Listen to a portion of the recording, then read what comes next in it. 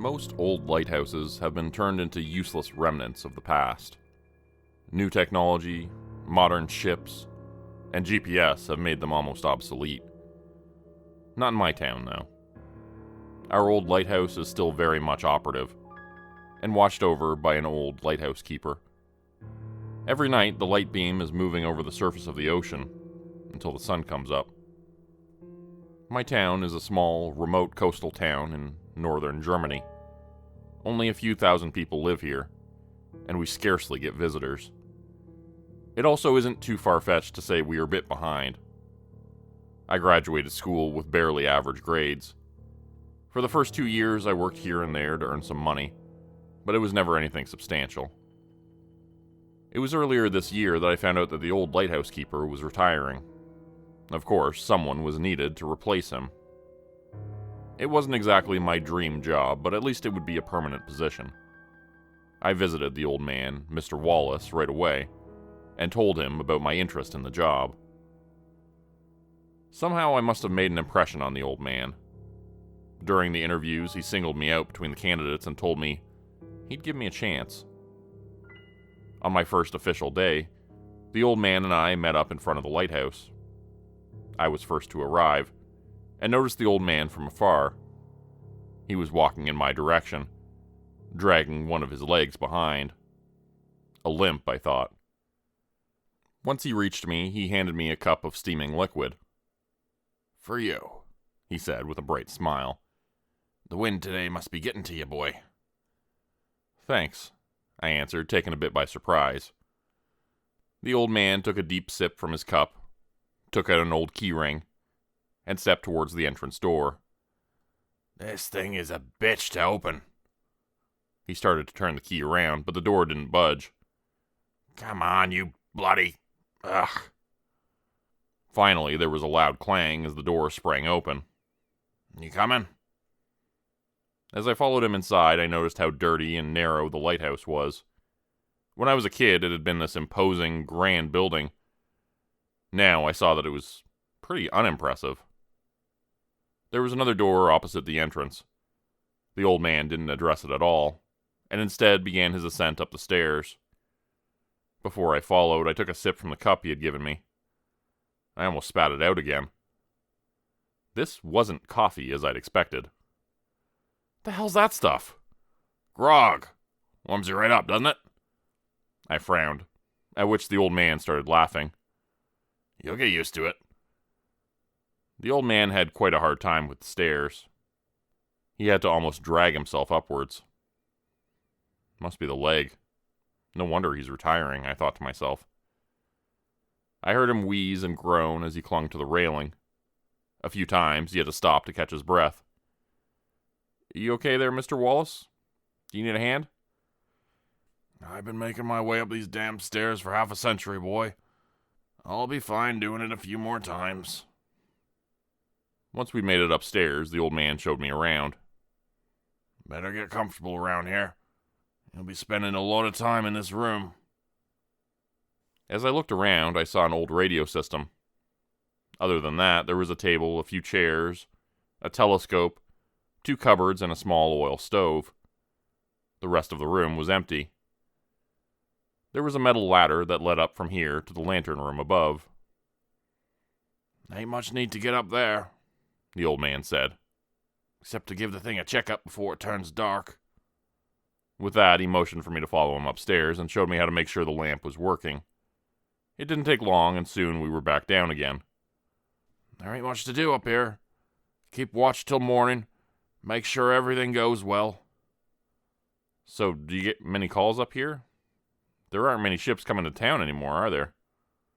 With that, I motioned to the old radio system behind him. "Haven't gotten a call in years. There ain't no one coming here. And if they ever do, it's in those new modern ships. They don't need no lighthouse anymore." "And why are we even here? Doesn't it mean this place is useless? I mean, not like I'm complaining or anything. This place ain't useless, boy. Now you listen close. You don't know what's out there, do you? It ain't those ships that need us, it's the town. For a moment, I looked at him before I burst out laughing. "Okay, you almost got me," I said. The old man frowned. "I ain't joking around, boy." Yeah, sure, I thought. But I kept my mouth shut. Now, here's the thing about my town. You could say it has a history. Over the decades, a number of strange things have happened. One such story is about a fishing boat that went out one morning with a crew of 8. That same evening, the boat returned, but without any sign of the crew. The men stayed missing. Another tale is about an artist who decided to paint the moonlit sea. The next morning, they found the man babbling nonsense. He had gone mad overnight. By now, natural explanations have been found for almost all of these stories. The artist had a history of mental illness. The fishing boat most likely got caught up in a storm. Back in the day, though, these stories fed into people's superstition. Over the years, they became local legends. There are many people in this town, even today, who believe in the supernatural. From the way the old man had talked, I could tell he was one of them. Who was I to blame him, though? After half a century up here, I'd most likely tell myself similar things, hoping to give meaning to what I was doing. "There's one more thing I gotta show you." With that, he made his way down the spiral staircase again. Once we reached the bottom, he opened the door I'd seen before. "This here's the generator room," he said as he led me inside. "This lighthouse is old. The cables and power lines are, too. When it storms a little too much, the power can cut out. If that happens, you turn on this baby here." With that, he pointed at the generator. "That light has to stay on. At all times."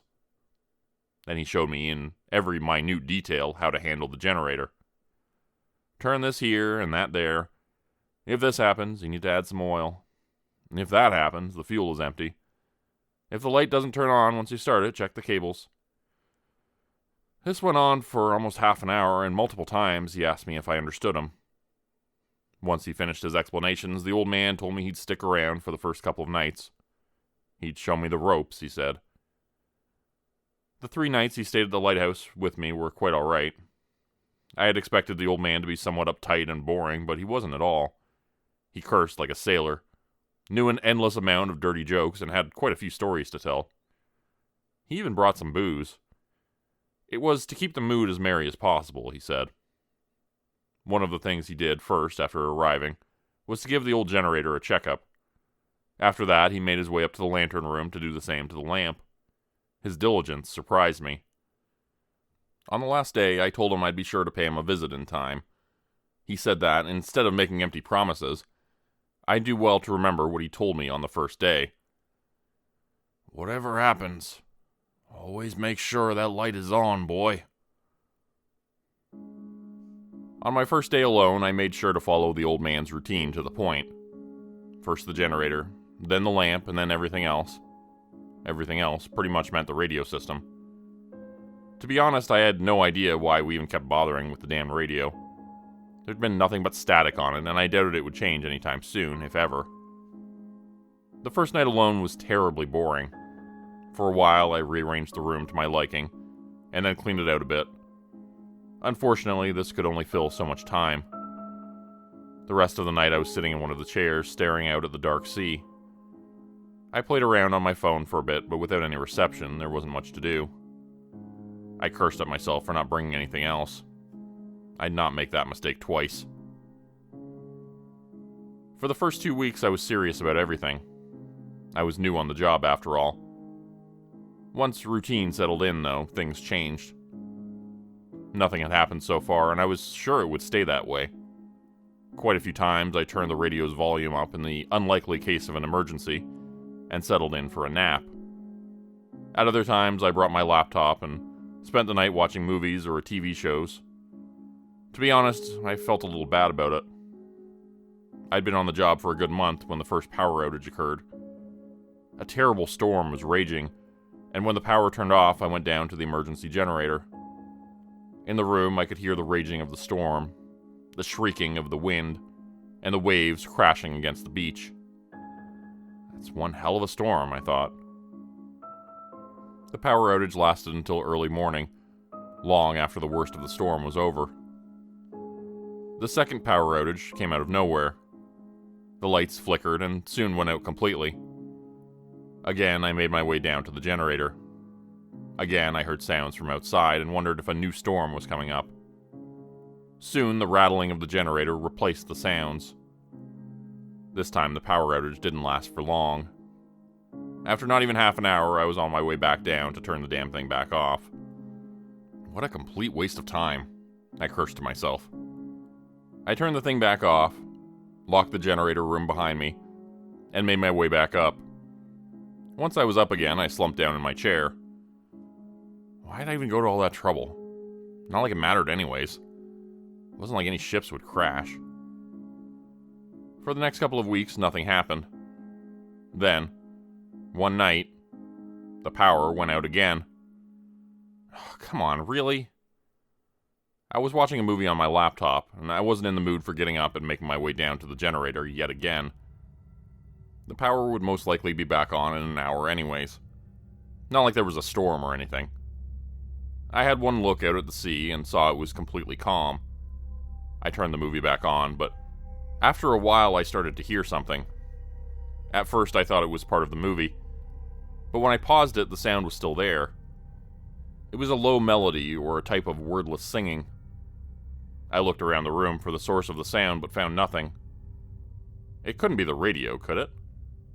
Wasn't it off due to the power outage? I went forward, but before I could reach it, the weird singing got louder. It must be coming from outside, I realized. As I turned to the window, I saw that the calm sea had turned into raging waves. What the hell? How did the sea change so quickly? Then I saw something emerge from between the waves. I stepped to the telescope and used it to see what was going on. As I focused the telescope, the first thing I saw was dark hair. What followed was white skin that shimmered in the moonlight. I gasped as I finally saw a face. It was the face of absolute beauty. Soon I could see the naked upper body of a young woman above the waves. I stumbled back from the telescope, shook my head, opened and closed my eyes and looked again. She was still there.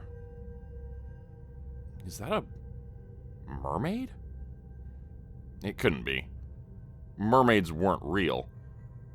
But then, what was I seeing? As I watched on, more started emerging from the sea. They all were swimming towards the beach. All the while, the sea was raging around them. I wondered how these frail beings were able to move so swiftly and carelessly in the choppy sea. Suddenly, a flare was fired into the sky. It illuminated the sea into glaring red light. The beings in the water recoiled from it. They were screaming and shrieking, throwing themselves backwards. Before I could wonder who had fired the flare, I saw something horrific. Now, their beautiful faces and perfect bodies were replaced by a nightmarish reality. Where I had seen beautiful mermaids before, I now saw bloated, fishy monstrosities. There was no hair or skin anymore, just scales. There were no beautiful faces, just empty, staring eyes. Where I had seen smiles before, there were now giant jaws that opened to rows of fangs. I watched in utter fear as those gigantic creatures burst through the waves and water alike. I was glued to the telescope, watching in utter horror.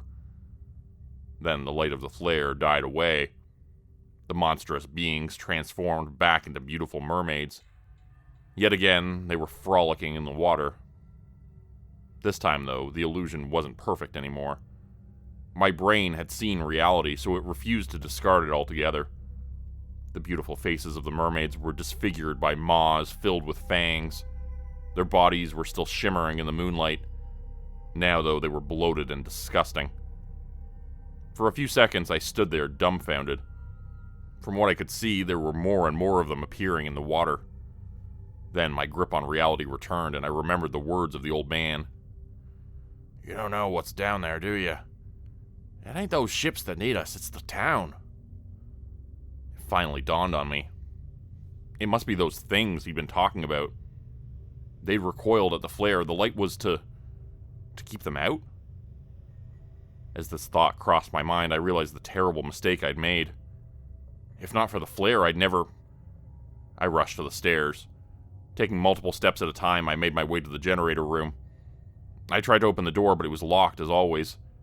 I reached into my pocket and tried to find the right key. The noise outside grew louder as well as nearer. I couldn't concentrate. All I had on my mind was the image of the monsters out there. Any moment now, they could reach the beach, and with it, this lighthouse. There was no singing anymore. Now I only heard loud roaring. As the door sprang open, I hurried inside and tried to turn on the generator. Nothing happened. What the fuck? Why aren't you working? I kicked it and tried again, but nothing happened. I was starting to panic. I tried again and again, and then I remembered the oil. Since the last power outage, I'd not checked the thing at all. Oh, why the fuck now? Why the hell? I was cut off by a noise from outside. It's just your imagination. It's just your imagination. There is nothing. Something hard and sharp scratched alongside the out of the sturdy metal door of the lighthouse. I froze up. I held my breath. Each second turned into an eternity. Once I was sure that everything was quiet, I dared to breathe again. Right at that moment, something heavy hit the door, and I could hear one of those things roaring from outside. It was only a few meters away. I rummaged through the shelf to find the oil. Where the fuck is it? It's got to be here somewhere. Fear had overtaken me completely. I looked at the shelf but wasn't seeing anything. My eyes wandered from left to right and then to left again. There was nothing there. My eyes grew wide and I winced as another bang hit the door. Something was trying to tear its way through the metal. At that moment I saw the bottle of oil, but as I picked it up it slipped right through my fingers. I cursed again, then picked it up once more. I started to pour the oil into the generator. Sweat dripped from my forehead. My body was shaking. I spilled more than half of the oil. Would the light even do anything? The flare worked, but if those things are already out of the water, what if... I didn't get to finish the thought. The banging and tearing at the lighthouse door stopped. Moments later, I saw the doorknob turn. The image of the old man locking the door each morning appeared in my mind.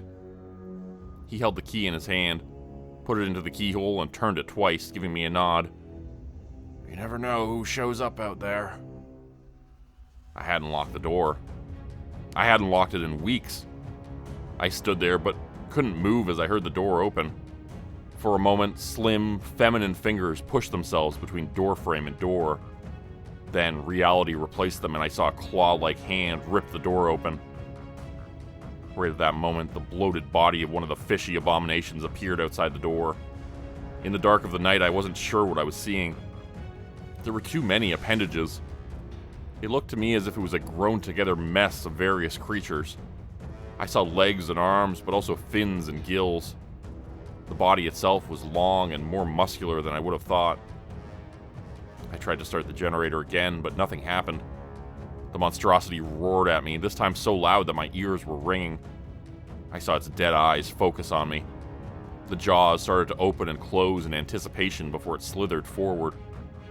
Then it started to squeeze its body through the door. As the massive body came closer and closer, I tried the generator again and again. Long, scaly appendages shot forward, clinging to the door of the generator room. As it dragged itself forward, inch by inch, the generator finally rattled to life. With it, the lights of the room and in the stairway flashed to life. The abomination roared and screamed up in pain. It raged and yanked itself backward to escape the light. The stare of the empty, fishy eyes rested on me the whole time. They promised that the thing would return one day and it would drag me back down into the dark depths that it had come from. And then the creature vanished. I threw the door shut and locked it. For the remainder of the night, I sat shivering in the room at the top of the lighthouse. I sat there, covered in a blanket, shaking and scanning the sea. Thankfully, I saw nothing. Even at dawn, I didn't move. After more than an hour, I started to go through the old man's routine. It wasn't my sense of duty, neither was it diligence. It was fear. I pushed the moment when I'd leave the lighthouse off as far as possible. In my mind, the thing was still out there, waiting for me. For a long time, I contemplated if I should just stay inside. After I had checked the outside from the top of the tower more than half a dozen times, I decided to leave. By now, it was past 8 in the morning and the sun had been up for more than 3 hours. Everything was normal outside. Nothing reminding me of the abomination I had seen. On my way home, I noticed a commotion near the beach. As I got closer, I saw the police were there as well. I pushed myself through the crowd to see what had happened. The sand in front of me was splattered with blood. In the middle of it was a covered-up body. "Must have been torn to pieces," I heard one of the police officers say. Then I noticed a flare gun lying next to the corpse. Who is it?" I yelled to the police. At first they ignored me, but finally one of them came towards me. He recognized me as the new lighthouse keeper and took me aside. The name he told me made my heart drop. It was Jeremy Wallace, the old man.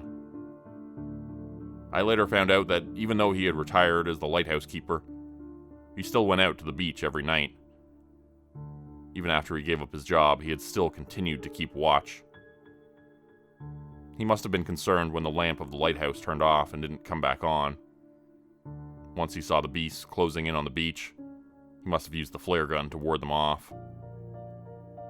Once the light of the flare died and the light of the lamp didn't return, those beasts must have come after him. I remembered his limp. There was no way he could have gotten away. If I'd only turned on the light earlier. I thought back to the flare. Without it, I'd never even recognized what danger I was in. These beasts might have very well entered the lighthouse and torn me to pieces. Not only that, they might have gone for the town as well. Tears of frustration came to my eyes. While I had ignored my duty, it was this old man who had saved us all. And he had done it at the cost of his own life. Since that day, I often catch myself thinking of the old man. Now that I know what is out there, I never sleep or take my job lightly anymore. I don't bring anything to read. Instead, I am busy making sure the lighthouse is in prime condition. I often use the stove to heat up grog. At first, I drank it only to keep the memory of those days with the old man alive. But in the end, he was right. I'd get used to it.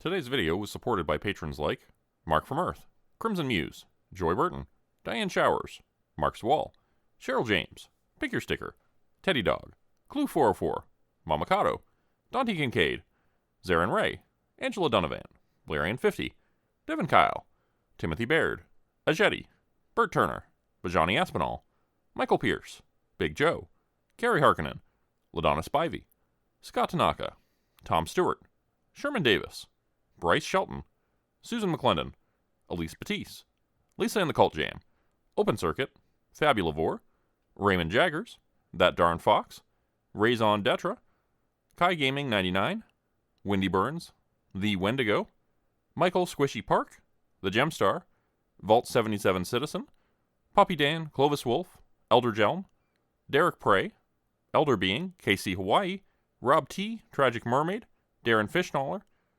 Cloves Anoya Harris, Roe Underwood, Florida Man Luke, Bethany's Mom, Winter's Kiss, Sam Brook, The White Stag, Corgi Connection, and No Name. If you'd like to help support the channel, please consider joining my Patreon page at patreon.com/Jordan Group Horror. As a patron, you'll get access to bonus videos and content, as well as a Discord channel. You'll be credited at the end of every video going forward, and if you decide to stay for 3 months, I'll name a character after you, which will be featured in the next Hollow's End story. Links to join the Patreon are in the description. Thanks everyone for listening. Please like, subscribe, and comment to help the channel continue to grow. That really does help out a lot. And see you again next time at 4 p.m. Eastern Standard Time. Hope you have a great night.